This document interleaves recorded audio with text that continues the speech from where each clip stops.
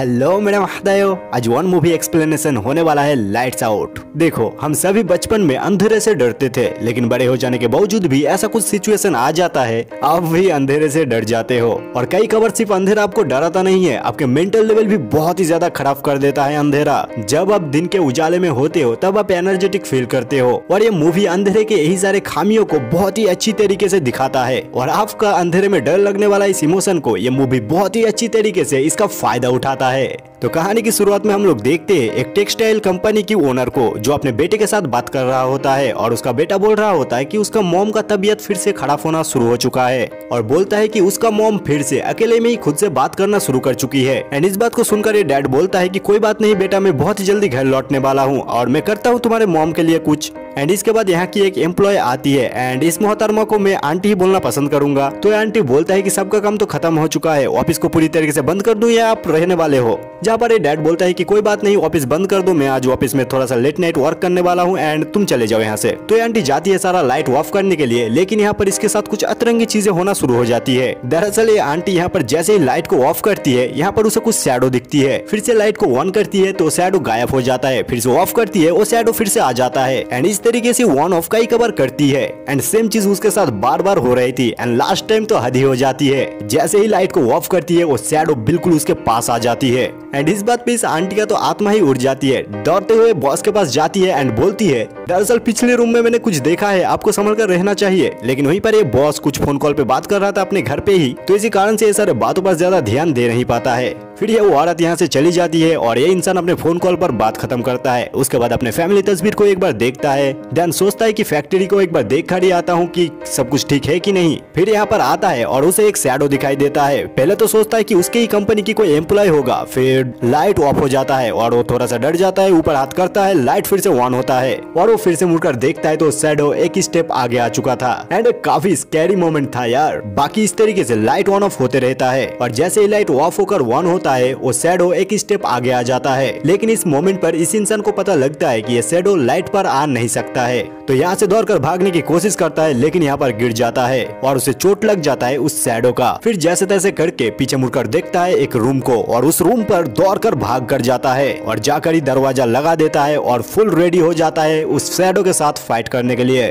और वैसे तो इस रूम का लाइट काफी ब्राइट था, इसके बावजूद भी इस रूम का लाइट ऑफ हो जाता है और चारों तरफ अंधेरा छा जाता है, कुछ भी ठीक से दिखाई नहीं देता है। और अचानक से ही पीछे से इस इंसान के ऊपर हमला हो जाता है और बहुत ही बेरहमी के साथ इस इंसान का कत्ल हो जाता है। इसके बाद हम लोग देखते हैं रेबिका और उसके बॉयफ्रेंड को, जो एक साथ ही लेटे होते हैं। एंड तुम अंडरस्टैंड कर सकते हो यहाँ पर क्या सब चल रहा है। और यहाँ के ये सारे सिनारियों को देखकर इस चीज का पता लगता है कि इसका जो बॉयफ्रेंड है वो उसे बहुत ही चाहता है, मतलब सच्चा वाला बॉयफ्रेंड है। और यहाँ पर ये लड़का अपना कुछ रखना चाहता है, क्योंकि उसे भी पता होता है कि एंड ऑफ द टाइम वो लड़की शायद उसे भूल जाएगी। इसी कारण से अपना एक मोजा एक ड्रॉयर पर छुपा कर चले जाता है और रेबिका को ये भी बोलता है कि हम लोग पिछले 8 महीने से एक साथ है, अब तो सीरियस हो जाओ। लेकिन रेबिका ये सारा चीज उतना सीरियसली नहीं लेती है। फिर वो लड़का जैसे ही बाहर नीचे आता है, वैसे ही रेबिका ऊपर से आवाज लगाती है और बोलती है शायद तुम कुछ भूल चुके हो, और उस मोजा को फेंक देती है। और यहाँ पर हम लोग एक तस्वीर को देख पाते हैं जहाँ पर रेबिका होती है और उसके एक छोटा भाई। इसके बाद हम लोग इसके छोटे भाई का रूम को देख पाते हैं, जिसका नाम होता है मार्टिन। मार्टिन इतने रात में भी अपने मॉम का आवाज को सुन पाता है, इसी कारण से उठकर बाहर जाता है अपने मॉम की कमरे की तरफ। तब वहाँ पर देखता है अपने मॉम को किसी के साथ बात करती हुई। एंड जैसे ही उसका मॉम मार्टिन को देखती है वो चुप हो जाती है और बोलती है हम लोगों ने तुमको जगा दिया। एंड मार्टिन इस बात को सुनकर तो हैरान होता है, जहाँ पर उसके मॉम तो अकेली होती है, लेकिन हम लोग का मतलब क्या होता है।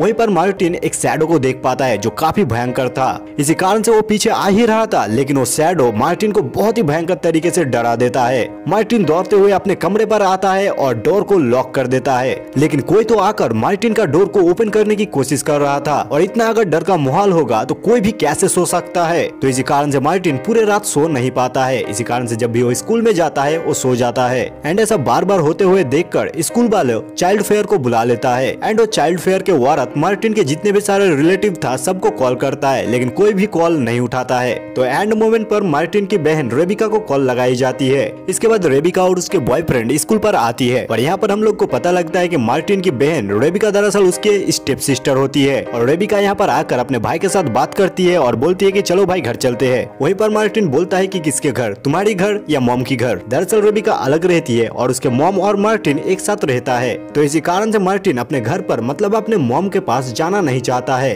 और यहाँ पर अपने घर के सामने आकर भी मार्टिन अपने बहन को बोलता है प्लीज मेरे बहन तुम मुझे अपने घर पर ले चलो, लेकिन रेबिका यहाँ पर बहुत सारे बहाना बनाती है, मतलब अपने भाई को अपने घर पर लेकर नहीं जाना चाहती है। और यहाँ पर चलकर आते हुए अपने मॉम के बारे में पूछती है कि कैसी है वो, जहाँ पर मार्टिन अपने मॉम के बारे में बोलते हुए डायना का नाम लेता है। एंड मानो कि इस नाम को सुनकर रेबिका पूरी तरीके से हैरान रह जाती है और अपने भाई को बोलती है कि कोई बात नहीं, डायना नाम की कुछ भी चीज नहीं है, दरअसल वो हमारा सपना है, इसके बावजूद भी कुछ भी नहीं है वो। और ये सारा बातें इन दोनों की मॉम अंदर से सुन लेती है। इसके बाद रेबिका थोड़ी देर के लिए अंदर आती है सब कुछ देखने के लिए कि यहाँ के हालात कैसा है। और रेबिका देखती है कि चारों तरफ को अंधेरा करके रखा गया है। उसके मॉम ने ना जाने कितने टाइम से दवाई नहीं लिया है, खुद के डिप्रेशन के दवा ना लेने के कारण इसके हालत भी बहुत ही खराब हो चुकी है। और उसके मॉम के इस तरीके का हालात देखकर रेबिका को बिल्कुल भी अच्छा नहीं लगती है। और वहीं पर मार्टिन ऊपर आकर अपने बैग को पैक करना शुरू कर देता है और लास्ट टाइम उस रूम के पास जाता है जहाँ पर डायना रहती है। और यहाँ पर मार्टिन फिर से डर जाता है और डर कर नीचे आ जाता है। और रेबिका तो ऑलरेडी अपने मॉम को वार्निंग देती है कि जल्दी से जल्दी तुम ठीक हो जाओ, अपने डिप्रेशन का दवा लो और किसी अच्छे डॉक्टर के पास जाओ। और ये सारे बातें बोलकर अपने भाई को लेकर चली जाती है यहाँ से। और यहाँ पर फाइनली मार्टिन अपने बहन के घर पर आ जाता है, लेकिन यहाँ पर रेबिका की बॉयफ्रेंड रेबिका को एक बात बोलता है जो ये होता है कि देखो रेबिका तुम अपने भाई का मॉम नहीं हो, इसी कारण से तुम अपने भाई को अपने मॉम के पास से अलग नहीं कर सकते हो।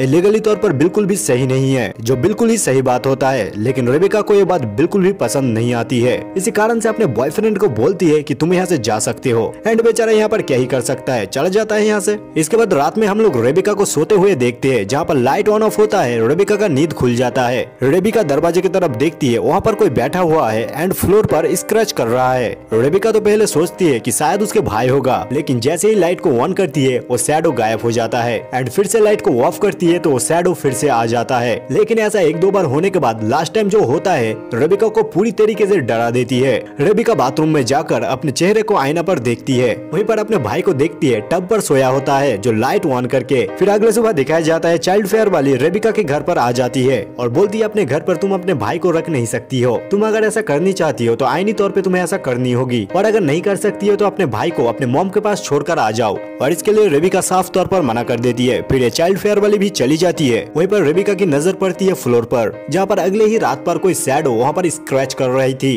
और रेबिका इस चीज को देखती है, वहाँ पर लिखी होती है डायना। एंड इसी चीज को देखकर रेबिका को अपने बचपन की याद आ जाती है। तो एक बार की बात है, हुआ कुछ यूँ था, रेबिका जब छोटी थी तब अपने ड्राइंग टेबल पर अपने ड्राइंग बुक को लेकर ड्राइंग कर रही थी। एंड जैसे ही पीछे मुड़कर देखती है एंड फिर से सामने देखती है तो उसका ड्राइंग बुक गायब हो जाती है। एंड जब साहस करके पीछे जाती है तो वो ड्राइंग बुक वहाँ पर मिलती है जहाँ पर उसके डैड का ड्राइंग को मिटा दी गई थी। एंड इस बात से रेबिका के लिए बिल्कुल ही सब कुछ साफ हो जाता है, डायना सच में ही एग्जिस्ट करती है। फिर इसके बाद रेबिका और उसके बॉयफ्रेंड दोनों मिलकर अपने मॉम के घर पर जाती है एंड वहाँ पर जाकर सारा चीज को एक्सप्लोर करना शुरू करती है। एंड यहाँ पर एक तस्वीर मिलती है जहाँ पर होती है डायना और उसके मॉम, और यहाँ पर रेबिका को एक ऑडियो ट्रैक भी मिलती है जहाँ पर सुनने के लिए मिलती है कि डायना को एक ऐसा बीमारी है जिसमें लाइट के संपर्क में आने से डायना का स्किन जलने लगती है। इसी कारण से पूरे कॉलेज में डायना को श्रापित माना जाती है। लेकिन डायना और सोफी बहुत ही अच्छी दोस्त थी, मतलब रेबिका और मार्टिन की मॉम के नाम होती है सोफी। और इस सब के बीच में डायना को ठीक करने के लिए उसके ऊपर बहुत सारे एक्सपेरिमेंट किया गई थी। लेकिन एक दिन एक एक्सपेरिमेंट में डायना का मौत हो जाती है। देन रेबिका जाती है नेक्स्ट रूम पर जहाँ पर उसे मिलती है उसके बचपन का वही ड्राइंग। एंड अचानक इस रूम का डोर लॉक हो जाती है एंड इस बात पर रेबिका बहुत ही ज्यादा डर जाती है। एंड इसी मोमेंट पर पीछे से रेबिका के ऊपर हमला होती है और उसे बोलती है कि दूर रहो मेरे सोफी से, अगर तुम बीच में आने की कोशिश करोगे तो तुम्हें मैं मार दूंगी। इसी मोमेंट पर रेबिका बहुत ज्यादा चिल्ला रही होती है तो उसके बॉयफ्रेंड यहाँ पर आ जाता है और यहाँ से जल्दी से यहाँ के सारे इन्फॉर्मेशन को लेकर यहाँ से ये दोनों भाग जाती है। इसके बाद हम लोग देखते हैं मार्टिन और उसके मॉम को बाहर धूप में। वहीं पर उसके मॉम बोलती है बेटा मुझे माफ करना, मैं कभी भी तुम्हारे साथ ज्यादा वक्त गुजार नहीं पाई, लेकिन मैं आज रात तुम्हारे साथ रहना चाहती हूँ, हम तीनों एक साथ बहुत ही मस्ती करेंगे। एंड इस बात को सुनकर मार्टिन लाइक तीनों हम दोनों मॉम। इसके बाद ये दोनों माँ और बेटा एक साथ बैठकर टीवी देख रहा होता है। फिर इन दोनों के बीच में थोड़ा सा बातचीत चलता है, लेकिन वहीं पर मार्टिन की माँ मार्टिन को बोलती है मेरे कॉलेज में डायना नाम की एक दोस्त थी एंड सब लोगों ने बोला कि एक एक्सपेरिमेंट के चलते उसका मौत हो चुकी है, लेकिन वो मरी नहीं थी, इसी कारण से वो फिर से वापस आ चुकी है। बेसिकली यहाँ पर मार्टिन की मॉम ऐसा चाहती थी, उसने जिस तरीके से डायना को एक्सेप्ट कर चुकी है, मार्टिन भी उसी तरीके से डायना को एक्सेप्ट कर ले। लेकिन मार्टिन यहाँ पर हद से ज्यादा डर जाता है और डायना भी उसके मॉम के ऊपर अत्याचार करना शुरू कर देती है। वहीं पर उसके मॉम बोल रही थी,